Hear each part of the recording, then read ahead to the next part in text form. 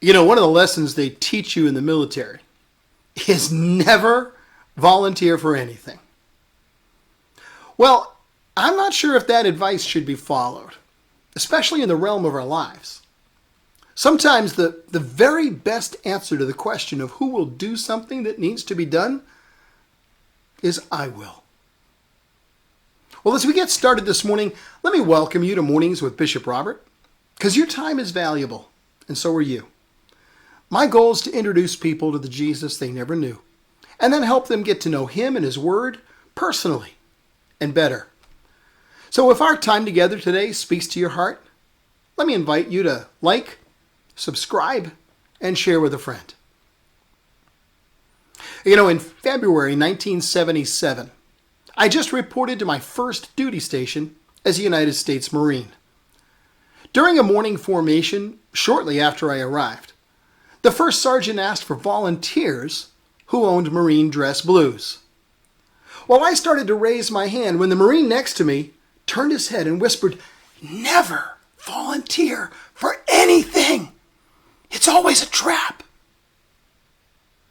Well, I could see men in my platoon looking around at one another as the first sergeant continued and said, "Marines, this is going to be a very high-profile special assignment. Trust me, if you own dress blues, you want to volunteer for this." Well, finally, 2 or 3 Marines volunteered. I wish I had ignored the sage advice of the Marine next to me, because as it turns out, every unit on our base was receiving the same request. Yeah, the commanding general had set up the someone who owns dress blues criteria to pre-select the best of the best from among all his troops. You see, the Marines who volunteered were assigned to a special unit that would participate in Her Majesty Queen Elizabeth's Silver Jubilee. Yeah, they all got brand new, custom-tailored USMC dress blues and represented the United States Marines in London during the festivities. It was a once-in-a-lifetime opportunity, and I blew it by listening to bad advice. Well, over the last few days, you and I have spoken about keeping in step with God's Holy Spirit, God's faithfulness in giving us the strength we need to resist any temptation, and how he'll completely clean us up when we've made a mess of our lives. But today, I want to kind of turn it around and focus on our response to God doing all these things. Now, today's verse is a whole bunch of I wills found in the opening verses of the 9th Psalm. I will give thanks to you, O Lord, with all my heart. I will tell of all your wonderful deeds. I will be glad and rejoice in you. I will sing the praises of your name most high. Well, as strange as it may seem, most of the people who accept the amazing offer of Christ's forgiveness never share their story with others. I mean, it's hard to comprehend.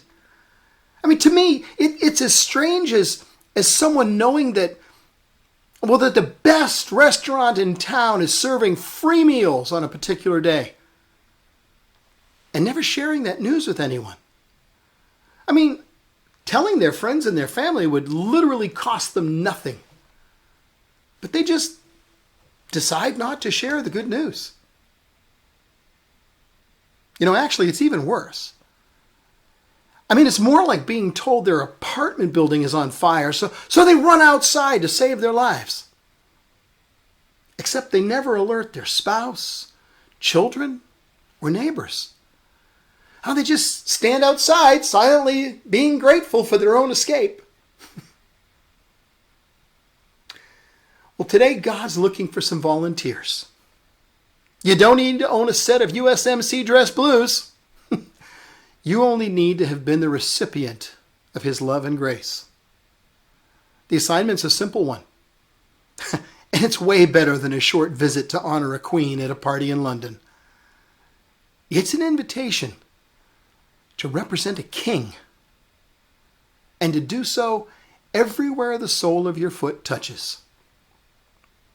God asks for volunteers who will express their thanks. Let your response be, I will give thanks to you, Lord, with all my heart. God asks for volunteers who will tell people how much He's done for them. Let your response be, I will tell of all your wonderful deeds. God asks for volunteers who will love Him back and be truly happy about what He's done for them. So happy, they'll let it show. Let your response be, I will be glad and rejoice in you.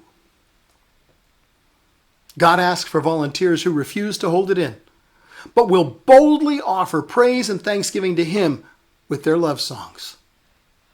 Let your response be, I will sing of the praises of your most holy name.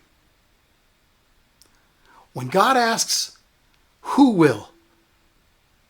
Our only response should be, I will.